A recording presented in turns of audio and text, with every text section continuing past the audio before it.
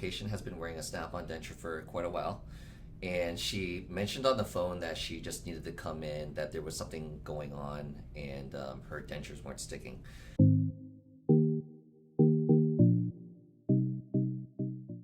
Hey everybody, it's Dr. Daniel Choi from North Texas Dental Surgery, Wisdom Teeth, and Denture Implant Center.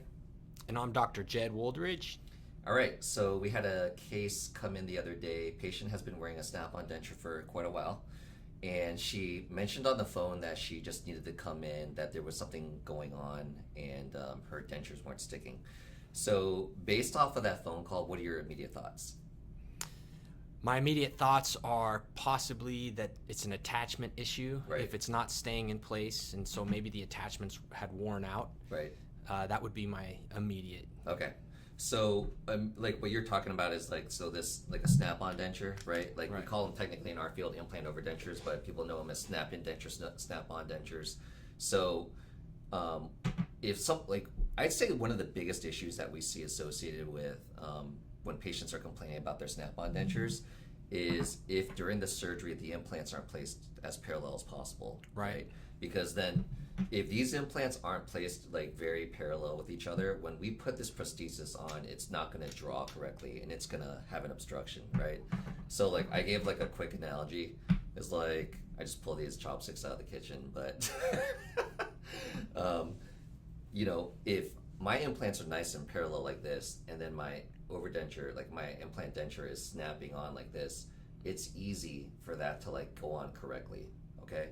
If implants are placed at different angles, divergently or converging, and they're not within a certain degree of parallelism, then what ends up happening is it's going to be very difficult for this thing to draw correctly. You're going to always get obstructed, right? Right. So one of the ways that we compromise is that the inserts on the female parts on the underside of the denture, the snap-on denture, they have to be flexible to accommodate for any converging or diverging implants, right? Right. So, but one of the issues with that is that because they're nylon, they start wearing over time. Right. Right. So our first guess, I heard that when we saw this on schedule, first guess is, all right, this thing is having an issue because I'm guessing, the implants might have not been placed very parallel, right? Right. And then, or maybe they were placed parallel, the surgeon did a good job, but the female parts, the inserts have worn out. Right, exactly. Because they only have a defined lifetime, right? Right. Some people will say it can last, in bad cases where implants are placed at the wrong angles, it can last a few weeks. Usually you want to get 6 months out of it. 6 months to a year, I would say. 6 months to a year? Okay. Sometimes we only get a few months out of it though too. And again, they have different strengths, different flexibilities of these inserts. And this is I think you might have seen this earlier too, but one of my frustrations is sometimes they'll claim that, it can handle up to 30-degree divergence. It's a marketing thing. So it's not truly the case, right? That's right. Yeah. Patients start having issues with them. So from my surgical standpoint regards, my first suspicion is implants not placed at the right angles. They're not very parallel. They might be at different angles. That compromises this because we have to use more flexible inserts, which don't hang on as well. Right. So when you're eating on one side, the denture might want to dislodge, right? Exactly. Yeah. Best case or best outcomes are when the implants are parallel to each other. Right. Well, here's the challenge, right? Somebody might sit there and say, well, that's easy, right? Let's just place those implants parallel, right? But what are your thoughts on that? It's not always possible because of the anatomy, and sometimes the bone won't allow that. Right. So everyone's jawbone is shaped differently. Right. How long you've been and this is so we know that when you lose your teeth, your jawbone starts changing shape, and it doesn't just shrink evenly in all dimensions, right? Correct. It's the outside edge shrinks, it can shrink vertically, and then even if you haven't had your teeth out for a while and your bone started shrinking, everyone's jawbone if we took a 3D scan of my jawbone versus your jawbone, it's very different shapes, right? Right. So even though I've placed tons of implants in my career, I find placing implants to be very parallel in snap-on dentures to be challenging. Right. They stress me out because I'm trying to do as good of a job placing those implants as parallel as possible. And then sometimes in order to do that, we have to add more bone grafting, right? Right. To compensate, to allow me to, the bone's at this angle, and I want to place the implant at this angle, the only way I can do that is add more bone grafting. Well, the reason why that's an issue is that's more added cost, right? Correct. More added cost for me, materials, more added cost for you. It'll affect your recovery. You might be a little bit more sore, more swollen, those types of things. Those are all different considerations. All right, let's go back to kind of like what's going on with this case, right? So we'll show, when this patient came in, we took a 3D scan, and all right, here's what we see. So due to privacy reasons, I had to just create a quick little video out of this, not show the name. So what do we see here? We see a ton of bone loss, right? She has 2 implants. All that darkness that you see is like bone being lost in the area. So where's the bone and where should the bone be? right, so the bone should be like up, I mean, Right there. wait, where's the, it's kind of hard to see. Is that where you suspect the top of the implant is? Let me see. Yeah. Yeah. Yes. Yes. So that's where the bone should be. Here's the ball attachment that this is the the insert, I mean the part that goes into the underside of the denture, the snap-in denture, right? When I look at the issue that we were talking about, these implants look like they were placed pretty parallel. So my suspicion that I had earlier is like, maybe the implants were like not very placed well, but that's not the issue that I see in regards to parallelism. However, when I see this much bone loss and the shape of this jaw, my suspicion is they placed too large of an implant. Like, I mean, when I see how long that implant is and then I'm seeing where the bone is, I mean, did all this bone shrink from like being up here to here? Did they not submerge the implant deep enough? It's possibly, but there's a lot of inflammation and infection there too. Right. Right. So because we have that cupping. Yeah, we have type that cupping of defect. Right. The other thing too is, without looking at the initial X-rays, this is all a crapshoot guess, right? We have no idea. Like, wait, does that look like the top of the That implant is. there? Yes. Yeah, that's the top of the I think it's a 2-piece attachment. Yeah. Oh, 2-piece attachment. Yeah. Okay. So, I let you, the prosthodontist, figure that out. But anyways, when we're looking, this one looks like it wasn't when I look at this, it's not an issue of it not being submerged deep enough. For whatever reason, the patient started experiencing periimplantitis. That's it. Yep. And this has been lasting for years. When I see bad periimplantitis like this, again, my first thought goes into, did we get this periimplantitis because we didn't submerge the implants deep enough? Why would that be an issue? We talked about basically microscopic pores on the titanium that allow bacteria to get in there, release toxins, destroy bone. Right. Because the rough surface is exposed. Exactly. So you always want your surgeon to place your implants deep enough so that they're not going to have that issue. And then, so that's what we see in the other implant, basically similar issue, right? So what are your thoughts on this, like in regards to saving this? So at this point, it looks like the periimplantitis has progressed to the degree where the implants are no longer salvageable. Right. So at this point, to get the patient to a healthy place, we're going to have to replace these implants. Right. We're going to have to do a revision treatment. Right. So we know that we can sometimes treat periimplantitis, right? Infection around an implant. Right. But coming from a surgical standpoint, I know we just got back from the conference in Boston, but we were talking about periimplantitis, but periimplantitis treating periimplantitis can happen. You can have fantastic results. However, it can be unpredictable, right? So, again, we were talking about it a few minutes ago. The bacteria gets into the microscopic pores of the titanium implant, and it's very difficult to kill that bacteria. Right. So there's different protocols that we have to treat periimplantitis. One thing I will say is, if we could take a step back, periimplantitis would be more predictably treated had this been diagnosed several years ago. Early. Right? Right. So if she had her symptoms like earlier, or she had periodic checks. Yes. That is why it's very, very important when you're getting dental implants placed. It's not a one and done. Right. Right. You go to a practice that sees you for follow-up, that helps to maintain the health of these implants, the components that go on them, the health of the prosthesis, and also ultimately the health of the patient. Right. That's critical. Like, everything needs maintenance. Right.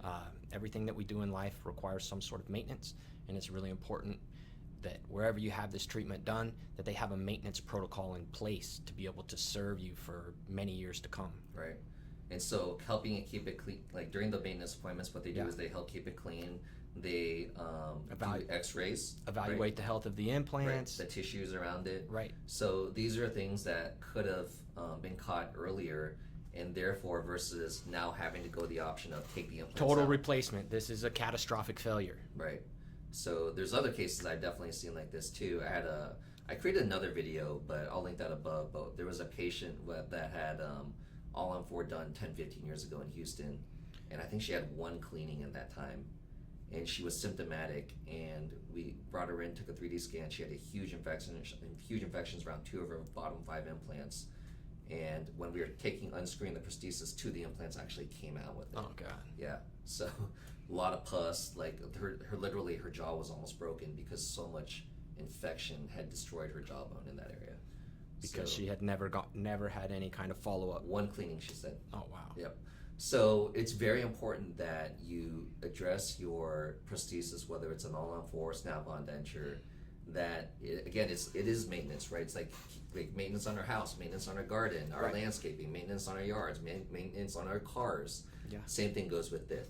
Yes. Right. So Yes. dental implants can be a fantastic treatment, provided it's done right and it's maintained properly. Correct. Right. So, okay. So we also talked about basically when we see cases like this. Now, this is a more extreme case, right? Again, we can find if the patient comes in earlier. Maybe we're talking about peri-implantitis treatment. Right. Maybe if this is an attachment issue, we're saying maybe we stick different inserts, Right. replace those, because after a while these nylon inserts will give. Right. So they, and then I think that's pretty much it. So that's our recommendation. Get your follow-ups, probably about every 6 months to a year. Make sure everything, they get x-rays on the implants, make sure they're, being taken care of. Right. Their prosthesis is still looking good. Another thing is proper surgical planning, making sure that we talked about at the beginning of the video, go to a surgeon or a specialist who's placing your implants very parallel. Correct. Those are important factors I would give as advice to anybody else. Is there any other advice prosthetically that you would give? Prosthetically, I mean, it's just like you said. Most important is after you have this procedure done, ensure that the treating doctors have a protocol in place to help maintain the health of your implants and the longevity of your prosthesis for the foreseeable future. Okay. Now, we discussed to her the other day basically the option of all-on-4. Right. Okay, so you alluded earlier, what we could do is we could take out the implants, right? Correct. So you said take out the implants, and then we look at her existing bone. I'm looking at where her nerves are. She's lost a lot of jawbone over the years. She said that she's been in a denture for years, and so she lost a ton of bone right over those years. Right. And so certain factors I look at right off the bat is if we want to place more implants, I need to know the location of those nerves because I just can't place those implants wherever the heck I want to. Correct. Right. So I did look at her 3D scan. Looks like she would be a viable candidate either for a new snap-on. Honestly, if she wanted another snap-on, she could go that direction. She could invest a little bit more money in doing a all-on-4. Right. So I mentioned the pros and cons to her. Obviously, we know that it's all-on-4 is going to be more fixed. Right. And we know no more instability issues, no more dealing with attachment problems. You now have teeth that are rigid, that whenever you bite down onto them, there's no movement. Right. You're basically very close to a healthy set of natural teeth. Right. So with removing those implants, now here's a question. So actually, I did create another video. These implants are far too gone with infection. Far too gone. It's clear. Yeah.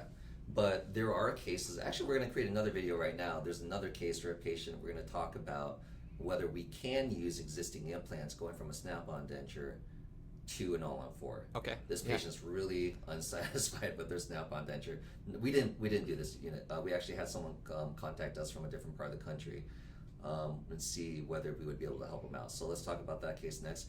Is there anything else that you want to talk about and bring up in this video? I think we pretty much covered it. Okay.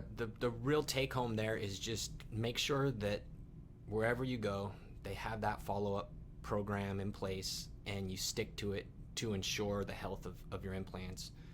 Because if it gets too far, then really the only thing that we can do to treat you and get you to a place of stability is to replace the implants. Right. And my advice from the surgical standpoint is make sure those implants are placed as parallel as possible. None of this, then you hand it off to you. I might do a horrible job surgically if I'm placing my implants all over the place. Yeah. I'm making your life miserable, right? Well, there's things that I can do to correct the Yeah. angulations, but for overdentures, yes. To really have the optimal result, you really want those implants to be as parallel as possible, Right. for that path of draw. Right. So go to someone that has a lot of experience doing that and cares about what he does to make sure you have the optimal result. Okay. Right. Well, hopefully you guys found that information helpful. If you did, please feel free to give us a thumbs up and a follow on our channel. We're going to always try to come up with really useful content for you guys. And again, if you guys have any questions or comments too, please feel free to leave them below. We always try to answer you guys' questions. All right. Thank you. Thank you.